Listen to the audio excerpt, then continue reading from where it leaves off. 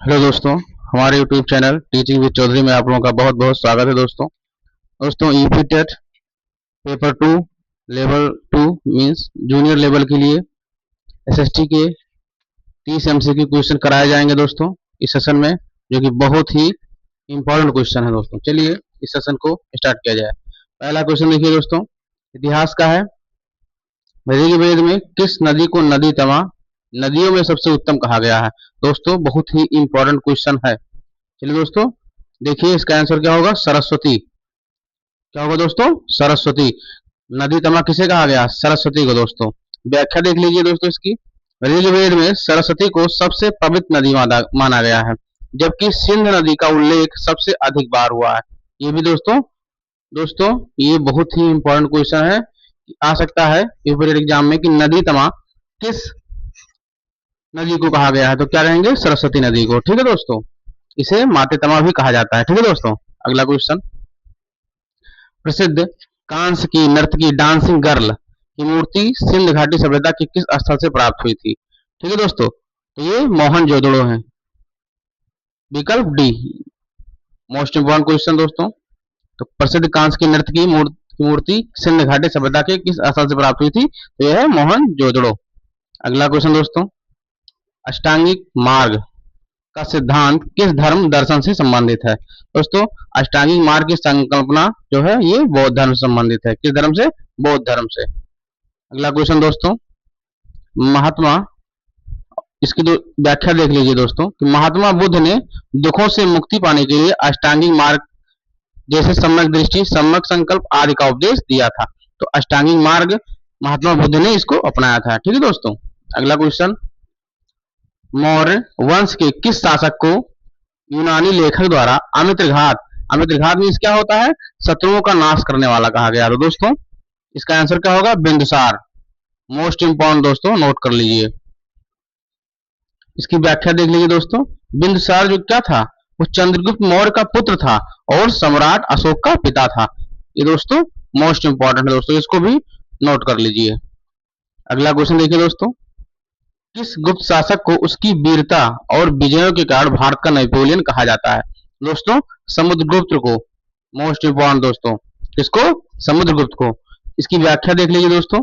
इतिहासकार BA Smith Samudragupta की लगातार जीतों के कारण उसे क्या कहा?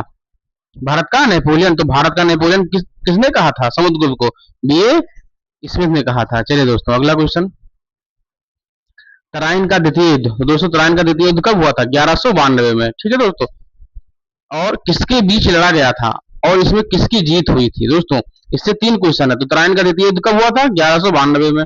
किसके बीच लड़ा गया? दूसरा क्वेश्चन बन गया। किसकी जीत हुई है? तीसरा क्वेश्चन बन गया दोस्तों। अब देखिए इसमें क्या है दोस्तों कि तराइन का द्वितीय युद्ध किनके बीच हुआ था? पृथ्वीराज चौहान और मोहम्मद गोरी के बीच में हुआ था। ठीक है दोस्तों, किस सन में? 1192 में। कौन जीता था? गोरी जीता था, मोहम्मद गोरी जीता था। चलिए दोस्तों इसकी व्याख्या देख लीजिए।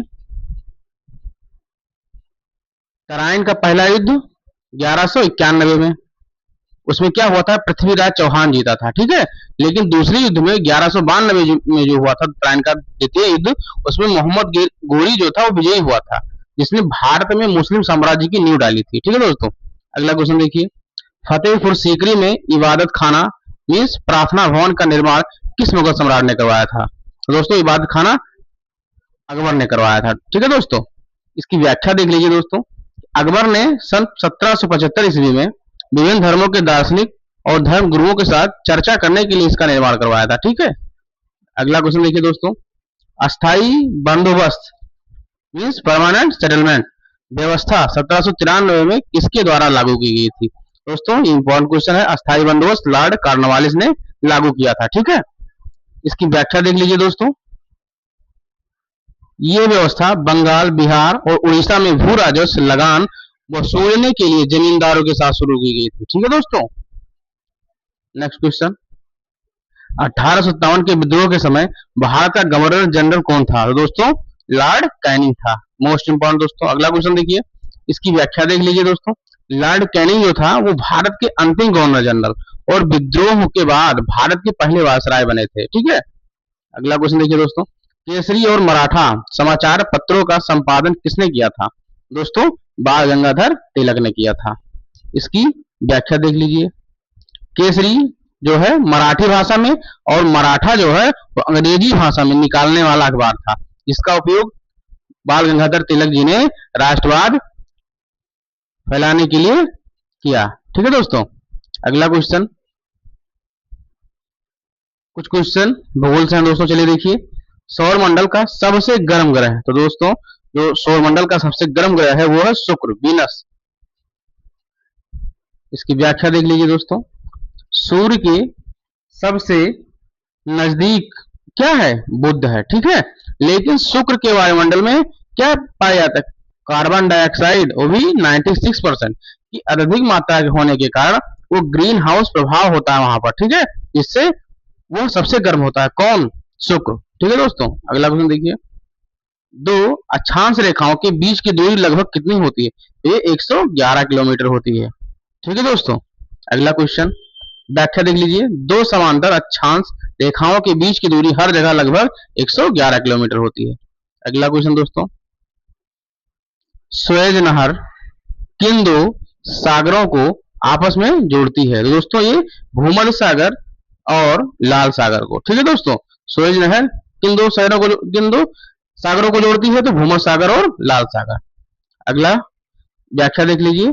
स्वेज नहर के बनने से यूरोप और एशिया के बीच की जो समुद्री दूरी है बहुत कम हो गई। ठीक है दोस्तों, अगला क्वेश्चन देख लीजिए। विश्व की सबसे गहरी झील कौन सी है? तो ये बैकाल झील है। ठीक है दोस्तों, ये बैकाल झील है।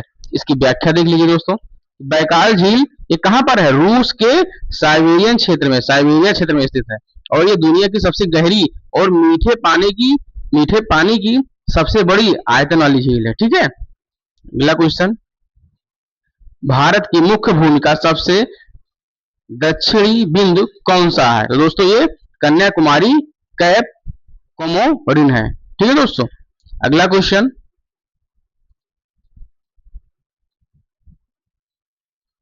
अगर भारत का सबसे दक्षिणी बिंदु पूछा जाए तो उत्तर इंदिरा पॉइंट अंडमान निकोबार होगा, लेकिन यहाँ मुख्य भूमि पूछा है इसलिए क्या होगा? कन्याकुमारी सही होगा। ठीक है, अगला देखिए, दक्षिण भारत की सबसे ऊंची चोटी कौन सी है? तो ये अनाई मुडी है। ठीक है दोस्तों, कुछ इसके बारे में देख लीजिए। अनाई मुडी कहां पर है?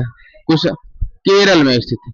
ठीक है, और ये पश्चिमी घाट तथा पूरे दक्षिण भारत की सबसे ऊंची चोटी है और इसकी लंबाई 2695 मीटर है। ठीक है दोस्तों, सुंदरवन डेल्टा का निर्माण करने वाली प्रमुख नदियां कौन सी हैं? दोस्तों गंगा और ब्रह्मपुत्र हैं।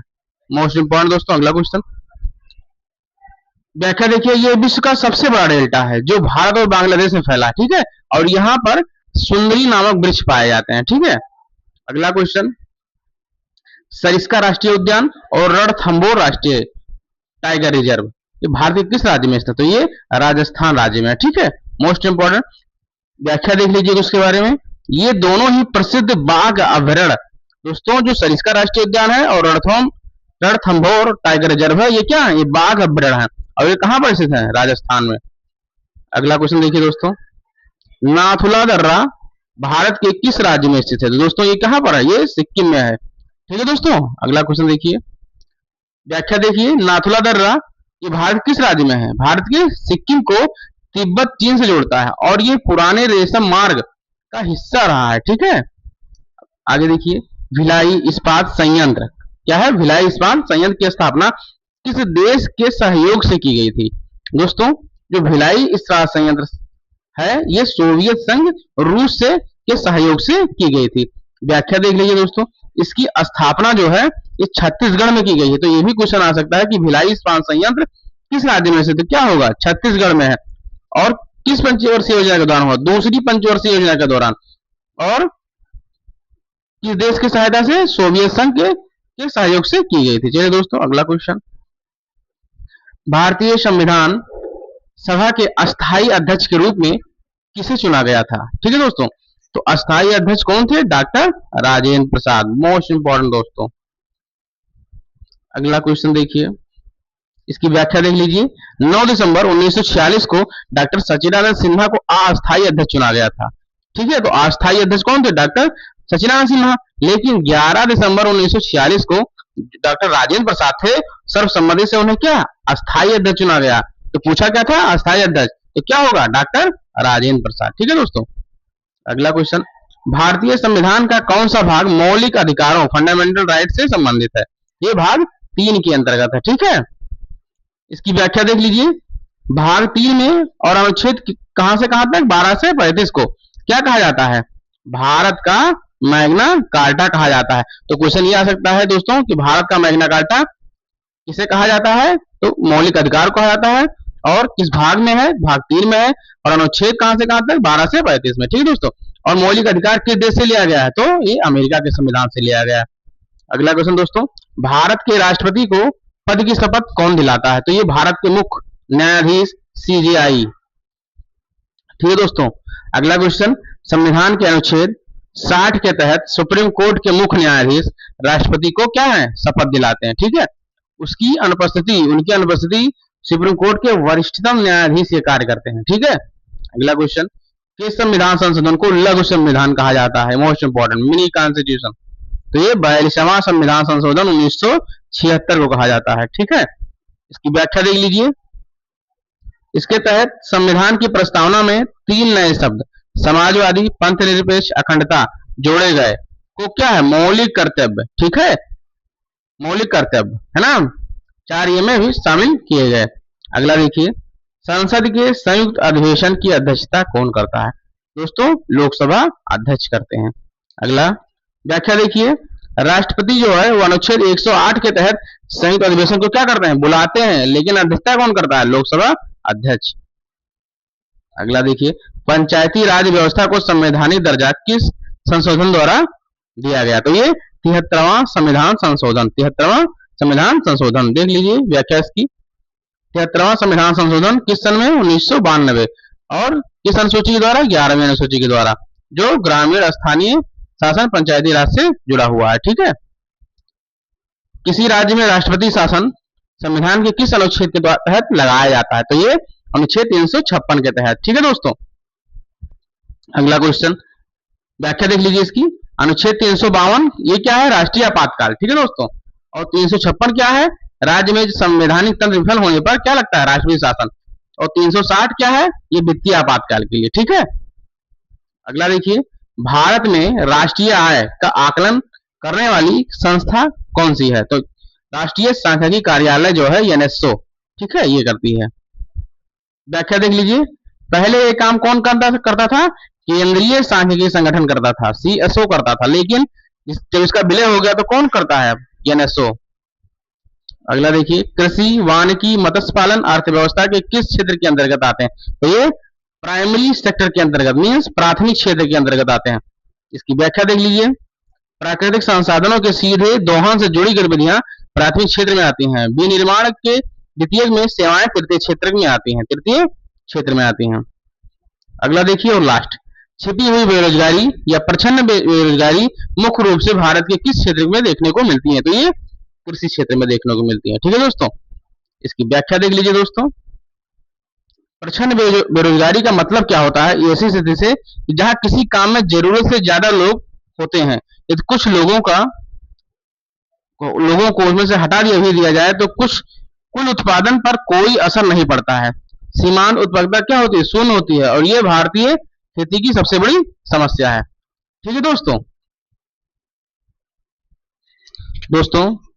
अगर आप हमारे चैनल पर नए हैं दोस्तों, हमारे channel teaching with Chaudhary channel को सब्सक्राइब और लाइक शेयर करें। धन्यवाद दोस्तों।